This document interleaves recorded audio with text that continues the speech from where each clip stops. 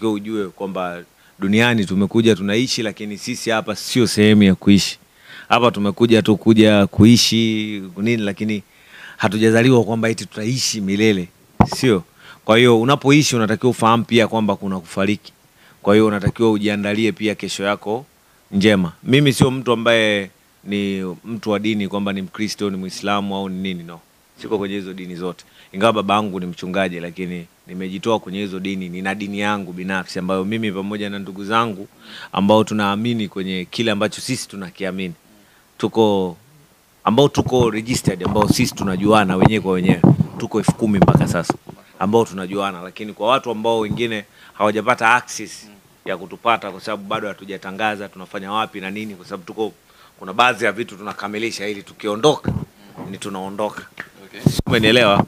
Kwa hiyo unapoishi duniani unatakiwa ujue kwamba pia kuna kuondoka.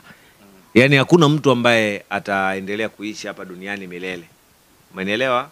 Na kwa nini mimi jana nimeandika vile kwamba hakuna kitu ambacho sijafanya.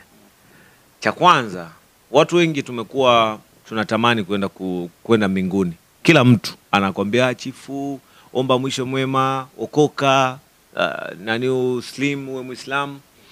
Kila mtu anakuhubiria kuhusiana na kwenda mbinguni, lakini hakuna mtu ambaye yuko tayari kufa, kwa sababu hakuna njia nyingine ya kwenda mbinguni zaidi ya kifo.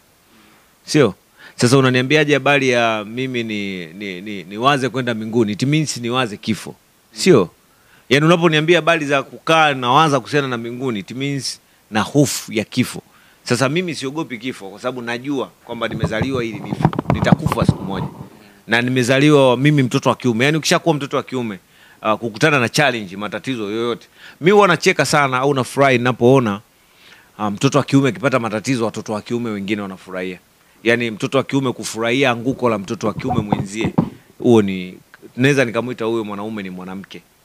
Hakuna mwanaume halisi ambaye anapenda kuona anguko la mwanaume mwenzie, kwa sababu mwanaume mwenzio anapoanguka it means unayefuata ni wewe. Sio? Kwa hiyo unapoona mwenzio anaanguka unatakiwa ujifunze kaanguka kwa ajili ya nini? Alikosea wapi? Mimi nisimame. Lakini nikienda kuitafsiri sasa ile maana halisi. Nataka nitafsiri maana halisi ile nilivyosema kwamba nimemaliza kila kitu, naweza sasa niko tayari kwa chochote. Nilikuwa namaanisha kwamba yale maisha ambayo nilikuwa nayatamani nikiwa mdogo nimeshayapata. Kwa sababu mimi nimetoka kwenye maisha ambayo ukienda saluni kunyoa nywele, yani umeenda saluni kunyoa nywele, kabla kinyozi haja kunyoa anakusukua hivi kichwani. Yani anatikisa hivi kichwa. Sasa sisi ndo wale watoto ambao unga unatoka kichwani na uelewi huku kichwani ulikuwa unatokaje unga. Sio, umenielewa? Sisi ndo watoto ambao tumeishi maisha ambayo unaenda kwa jirani au kwa ndugu au kwa ndugu yoyote yule, ndugu wa wazazi wako. Kwa sababu mzazi wako ni maskini, unaambiwa ukaoge kwanza kuingia ndani kwao ili uangalie TV. Tumeishi kwenye maisha ambayo hata TV za chogo wazazi wetu walikuwa hawana uwezo wa kuzinunua. Lakini tumeishi kwenye maisha sio kusimuliaje. Tumeishi kwenye maisha ambayo hata tukiomba kwenda likizo kwa ndugu tunanyanyaswa kiasi kwamba mpaka tunatamani wazazi wetu wasingekuwa na zile hali ambazo walikuwa nazo.